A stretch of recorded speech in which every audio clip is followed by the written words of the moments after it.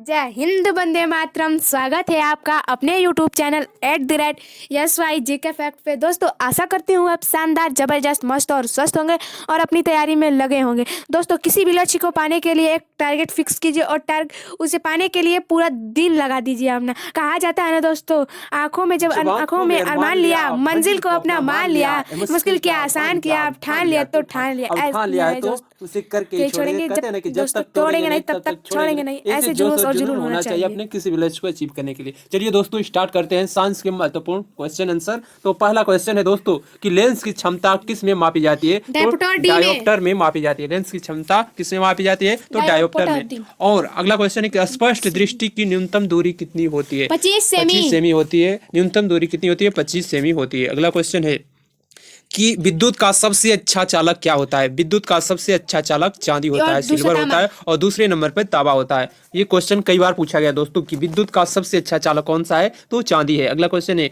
कि रुधिर वर्ग की खोज किसने की थी? तो रुधिर वर्ग की खोज कार्ल लैंडस्टीनर ने की थी। रुधिर वर्ग की खोज कार्ल लैंडस्टीनर ने की थी। और ब्लड क्या है दोस्तों? तो तरल संयोजी उत्तक है। अगला क्वेश्चन है कि रक्त का पीएच मान कितना होता है? 7.4। रक्त का पीएच मान 7.4 होता है। और दोस्तों, पीएच मान की खोज किसने की थी? ये क्वेश्चन पूछा गया। तो पीएच मान की खोज किसने की थी? तो सोरेनसन नामक वैज्ञानिक ने दोस्तों पीएच स्केल की खोज की थी। अगला क्वेश्चन है कि मानव शरीर का रक्त बैंक किसे कहा जाता है? तो प्लीहा को कहा जाता है। मानव शरीर का ब्लड बैंक किसे कहा जाता है? तो प्लीहा को कहा जाता है। अगला क्वेश्चन है कि गन मेटल किसका मिश्र धातु होता है? तांबा, जिन और टीन का। गन मेटल तांबा, जिंक और टीन का मिश्रण होता है। अगला क्वेश्चन है कि मनुष्य के दांत कितने प्रकार के होते हैं? 4 प्रकार के होते हैं। कौन कौन होते हैं? तो कृतंत, छेदक, चवर्णक, अग्रचवर्णक, इंसिजर, मोलर, प्रीमोलर, और कौन सा होता है चौथे नंबर? इंग्लिश में क्या कहते हैं? आप इसका कमेंट बॉक्स में लिख के आंसर बताइए। अगला क्वेश्चन है कि मानव शरीर की सबसे बड़ी कोशिका का क्या नाम है? तंत्रिका कोशिका। तंत्रिका कोशिका है। मानव शरीर की सबसे बड़ी कोशिका का नाम है तंत्रिका कोशिका। अगला क्वेश्चन है कि आरबीसी और डब्ल्यूबीसी का अनुपात कितना होता है? तो 600 संबंधे 1 होता है। 600 संबंधे 1 होता है। आरबीसी का जीवन काल कितना होता है? तो 120 दिन का होता है। और डब्ल्यूबीसी का जीवन काल कितना होता है? तो 3 से 4 दिन का होता है। दोस्तों ध्यान रखिएगा, ये क्वेश्चन कई बार पूछा गया है। और आरबीसी का फुल फॉर्म क्या होता है? रेड ब्लड कॉर्पल्स होता है। डब्ल्यूबीसी का व्हाइट ब्लड कॉर्पल्स होता है। ध्यान रखिएगा। अगला क्वेश्चन है कि रक्त का थक्का बनने में सहायक विटामिन कौन सी है? विटामिन के। विटामिन के है। विटामिन के। अगला क्वेश्चन है कि विटामिन की खोज किसने की थी? फंक ने। विटामिन की खोज फंक नामक वैज्ञानिक ने की थी। और दोस्तों, विटामिन ए का रासायनिक नाम क्या है? रतौधी। विटामिन ए की कमी से रतौधी होता है। और विटामिन ए का रासायनिक नाम रेटिनॉल है। और विटामिन बी1 का नाम है थायमिन। विटामिन सी का क्या नाम है रासायनिक नाम? तो स्कार्बिक एसिड है। और विटामिन डी का रासायनिक नाम क्या है? तो कैल्सीफेरॉल है। और विटामिन ई का रासायनिक नाम क्या है? तो टोकोफेरॉल है। और विटामिन के का रासायनिक नाम क्या है? तो फिलफकिनोन है। ध्यान रखिएगा। अगला क्वेश्चन है कि वसा या कार्बनिक घोलों में घुलनशील विटामिन कौन सी है? ADEK। तो विटामिन ADEK है। कौन सी विटामिन है? ADEK। और विटामिन BC कौन सी है? तो जल में घुलनशील विटामिन पूछा जाता है दोस्तों। तो जल में घुलनशील विटामिन कौन है? तो BC है। अगला क्वेश्चन है कि विटामिन सी का रासायनिक नाम क्या है? तो स्कार्बिक एसिड है। और विटामिन ए का रासायनिक नाम रेटिनॉल। और विटामिन ए की कमी से रतौधी रोग होता है। और विटामिन बी का रासायनिक नाम थायमिन है। विटामिन बी की कमी से बेरी रोग होता है। और विटामिन सी का रासायनिक नाम क्या है? तो स्कार्बिक एसिड है। और इसकी कमी से दोस्तों मसूड़े में खून आना, ये सब होता है। अगला क्वेश्चन है कि विटामिन के की कमी से होने वाला रोग कौन सा है? तो रक्त का थक्का न बनना विटामिन के की कमी से होता है। और विटामिन के का रासायनिक नाम क्या है? तो फिलफकिनोन है। दोस्तों ध्यान रखिएगा। अगला क्वेश्चन है मानव शरीर की सबसे बड़ी ग्रंथि कौन सी है? तो लीवर है। कौन सी है? लीवर, यकृत है। मानव शरीर की सबसे बड़ी ग्रंथि लीवर यानी यकृत है। अगला क्वेश्चन है कि शरीर से हृदय की ओर रक्त ले जाने वाले रक्त वाहिनियों को क्या कहते हैं? तो शिरा कहते हैं। शरीर से हृदय की ओर रक्त को ले जाने वाली रक्त वाहिनी को शिरा कहते हैं। अगला क्वेश्चन है कि हृदय की धड़कन को नियंत्रित करने वाले हार्मोन कौन सा है? तो एड्रेनल है। कौन सा है? एड्रेनलिन है। अगला क्वेश्चन है कि मस्तिष्क के कार्य का पता लगाने के लिए किसका प्रयोग किया जाता है? तो EEG का प्रयोग किया जाता है। EEG का फुल फॉर्म क्या होता है? आप इसका कमेंट बॉक्स में लिख के आंसर बताइए। अगला क्वेश्चन है कि शरीर की सबसे छोटी हड्डी कौन सी होती है? तो कान की सबसे छोटी हड्डी होती है, इसका नाम है स्टेपिस हड्डी। स्टेपिस हड्डी सबसे छोटी हड्डी है। और सबसे बड़ी हड्डी, मानव शरीर की सबसे बड़ी हड्डी कौन सी होती है? तो जांघ की हड्डी होती है, जिसका नाम फीमर है। ध्यान रखिएगा, क्वेश्चन बना है दोस्तों। अगले आने वाले जितने भी एग्जाम है दोस्तों, जरूर क्वेश्चन आपको देखने को मिलेंगे। ये सारे क्वेश्चन टॉप सिलेक्टिव क्वेश्चन है, किसी न किसी एग्जाम में पूछे गए हैं। तो अगला क्वेश्चन है टिटेनस रोग से कौन सा अंग प्रभावित होता है? टिटेनस रोग से कौन सा अंग प्रभावित होता है? तो तंत्रिका तंत्र, नर्वस सिस्टम जो होता है प्रभावित होता है। अगला क्वेश्चन है इटाई इटाई नामक रोग किस तत्व के कारण होता है? तो कैडमियम के कारण होता है इटाई इटाई रोग। अगला क्वेश्चन है कि रक्त किस प्रकार का उत्तक है? तो रक्त एक तरल संयोजी उत्तक है। रक्त किस प्रकार का उत्तक है? तो रक्त तरल संयोजी उत्तक है।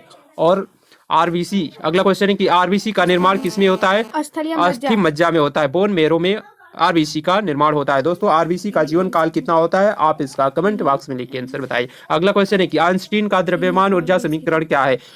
E बराबर mc स्क्वायर होता है। आइंस्टीन का द्रव्यमान ऊर्जा समीकरण E बराबर mc स्क्वायर होता है। अगला क्वेश्चन है कि द्रव्य की चौथी अवस्था कौन सी है? द्रव्य की चौथी अवस्था प्लाज्मा है। और पहली अवस्था ठोस द्रव गैस होता है दोस्तों, और इसके अलावा चौथी अवस्था है प्लाज्मा अवस्था, और पांचवी अवस्था भी होता है दोस्तों, वो कौन सी है? तो बोस-आइंस्टाइन होता है दोस्तों, ध्यान रखिएगा। अगला क्वेश्चन है कि एसआई मात्रक, एसआई पद्धति में मूल मात्रक कितने हैं? 7। मूल मात्रकों की संख्या 7 है। कौन कौन से हैं? आप इसका नाम बताइए। तो कौन कौन है एसआई मात्रक? मूल मात्रक कौन कौन है? लंबाई का मात्रक मीटर होता है, समय का मात्रक सेकेंड होता है, द्रव्यमान का मात्रक किलोग्राम होता है, ताप का मात्रक केल्विन होता है, विद्युत धारा का मात्रक कौन सा होता है? तो एम्पियर होता है, ज्योति तीव्रता का मात्रक कैंडिला होता है, और पदार्थ का मात्रक मोल होता है। ध्यान रखिएगा दोस्तों, मूल मात्रकों की संख्या कितनी है? तो मूल मात्रकों की संख्या 7 है। कौन कौन है? एक बार फिर से रिपीट करते हैं दोस्तों। लंबाई, द्रव्यमान, समय, ताप, धारा, ज्योति तीव्रता और पदार्थ है। लंबाई का मात्रक मीटर होता है, द्रव्यमान का मात्रक किलोग्राम, समय का मात्रक सेकेंड, ताप का मात्रक केल्विन, धारा का मात्रक एम्पियर, और ज्योति तीव्रता का मात्रक कैंडिला होता है, और पदार्थ का मात्रक मोल होता है। और दोस्तों इन मात्रकों की सहायता से जो प्राप्त किए जाते हैं उसे व्युत्पन्न मात्रक कहते हैं, ये भी ध्यान रखिएगा। अगला क्वेश्चन है कि एसआई पद्धति में समतल कोण का मूल मात्रक क्या है? तो रेडियन है। एसआई पद्धति में समतल कोण का मात्रक क्या है? तो रेडियन है, ये भी ध्यान रखिएगा। समतल कोण का मात्रक रेडियन है। अगला क्वेश्चन है कि एसआई पद्धति में समतल कोण का मूल मात्रक क्या है? तो रेडियन है। क्या है? तो रेडियन। समतल कोण का मात्रक रेडियन होता है, और घन कोण का मान रेडियन होता है। अगला क्वेश्चन है कि एसआई पद्धति में आवृत्ति का मात्रक क्या है? तो हर्ट्ज होता है। एसआई पद्धति में आवृत्ति का मात्रक हर्ट्ज होता है। अगला क्वेश्चन है कि एसआई पद्धति में विद्युत धारा का मात्रक क्या होता है? तो एम्पियर होता है। मूल मात्रकों की संख्या कितनी है? तो 7 मूल मात्रक है। कौन कौन है? एक बार फिर से रिवीजन करते हैं। लंबाई का मात्रक मीटर, द्रव्यमान का मात्रक किलोग्राम, समय का मात्रक सेकेंड, ताप का मात्रक केल्विन, और विद्युत धारा का मात्रक एम्पियर होता है, और ज्योति तीव्रता का मात्रक कैंडिला, और पदार्थ का मात्रक मोल होता है। अगला क्वेश्चन है, क्वेश्चन नंबर आगे है 31 है कि एक प्रकाश वर्ष कितने मीटर के तुल्य होता है? एक प्रकाश वर्ष कितने मीटर के बराबर होता है? तो 9.46 गुणित 10 पर घाते 15 मीटर। दोस्तों 9.46 गुणित 10 पर घाते 15 मीटर के बराबर होता है। यहाँ पर 15 होगा दोस्तों, 15 मीटर के बराबर होता है। अगला क्वेश्चन है दूरी मापने की सबसे बड़ी इकाई क्या है? तो दूरी मापने की सबसे बड़ी इकाई पारसेक होती है। क्या होती है? पारसेक होता है।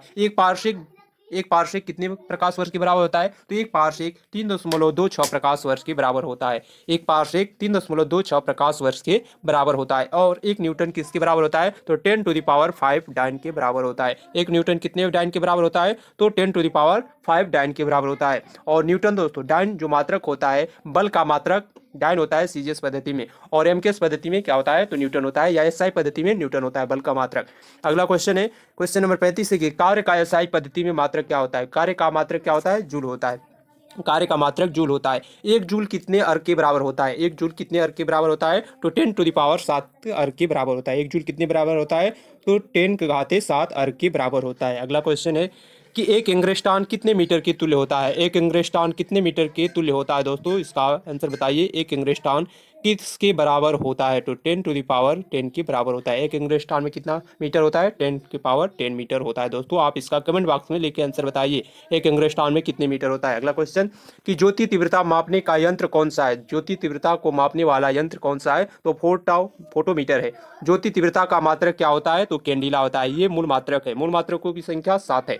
एक अश्वशक्ति कितने वाट के समतुल्य होता है? तो एक अश्वशक्ति 746 वाट के तुल्य होता है। एक अश्वशक्ति 746 वाट के समतुल्य होता है। अगला क्वेश्चन है कि लेंस की शक्ति की इकाई क्या है? लेंस की क्षमता किसमें मापी जाती है? तो डायोप्टर में मापी जाती है। अगला क्वेश्चन है कि गुरुत्वीय त्वरण जी का मान कितना होता है? गुरुत्वीय त्वरण का मान 9.8 मीटर पर सेकेंड स्क्वायर होता है दोस्तों, यहाँ पे स्क्वायर होगा। अगला क्वेश्चन है कि निर्वात में किसी भी ऊंचाई से गिरने वाले पिंड की चाल किस पर निर्भर करती है?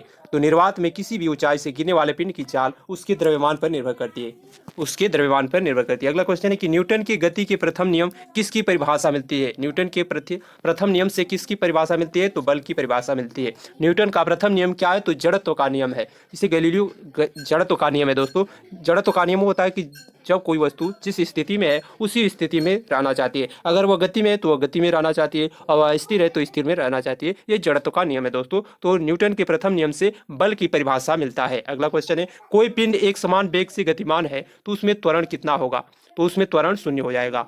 अगला है कि कंबल को हाथ से पकड़कर डंडे से पीटने पर धूल के कारण किस कारण से गिर जाते हैं? तो जड़त्व के कारण, न्यूटन के प्रथम नियम के कारण। और न्यूटन का तृतीय नियम कौन सा है? तो क्रिया और प्रतिक्रिया का नियम है। एक्शन रिएक्शन का नियम है न्यूटन का तीसरा नियम। अगला क्वेश्चन, यदि कोई वस्तु विराम अवस्था में है तो उसका वेग कितना होगा? विराम अवस्था में है तो उसका वेग शून्य होगा। कितना होगा? शून्य हो जाएगा।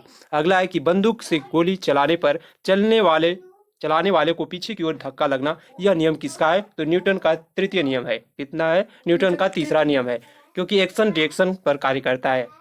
गोली आगे की ओर जाती है तो बंदूक पीछे की ओर धक्का देती है, तो न्यूटन का तीसरा नियम है। अगला क्वेश्चन है कि रॉकेट को उड़ाने के लिए किस नियम का सहायक होता है? तो न्यूटन का तीसरा नियम इसमें भी सहायक होता है। आवेग का मात्रक क्या होता है? आवेग का मात्रक क्या होता है? तो न्यूटन सेकेंड होता है। आवेग बल और समय अंतराल के गुणनफल को आवेग कहते हैं। संवेग द्रव्यमान और वेग के गुणनफल को संवेग कहते हैं। अगला क्वेश्चन है, किसी वस्तु की कार्य करने की क्षमता को क्या कहते हैं? तो ऊर्जा कहते हैं। और ऊर्जा का एसआई मात्रक क्या होता है? जूल होता है। एसआई मात्रक जूल होता है। अगला है कि बांध बनाकर इकट्ठा किए गए पानी में किस प्रकार की ऊर्जा का उदाहरण है? तो स्थितिज ऊर्जा का उदाहरण है। स्थिति के कारण उसमें जो ऊर्जा आ जाती है उसे स्थितिज ऊर्जा कहते हैं। और अगला है कि ऊर्जा न तो उत्पन्न की जाती है और न ही नष्ट की जाती है। ये कौन सा नियम है? तो ऊर्जा संरक्षण का नियम है दोस्तों, ध्यान रखिएगा। अगला क्वेश्चन है कि द्रव की वह अवस्था जिसमें पदार्थ के परमाणु उच्च ताप पर आयनित अवस्था में होते हैं क्या कहलाता है? तो प्लाज्मा अवस्था कहलाता है। अगला है कि बल का एसआई मात्रक क्या होता है? न्यूटन होता है। और एक जूल कितने अर्ग के बराबर होता है? तो 10 के पावर 7 अर्ग के बराबर होता है। थैंक्स दोस्तों। अगर ये वीडियो अच्छी लगे तो इसे लाइक कीजिए, शेयर सब्सक्राइब कीजिए और अपने दोस्तों भाइयों बहनों सभी में से शेयर कीजिए। और इसका पीडीएफ पाने के लिए आप टेलीग्राम लिंक को ज्वाइन कर लीजिए। तब तक के लिए मिलते हैं नेक्स्ट वीडियो में। जय हिंद, वंदे मातरम।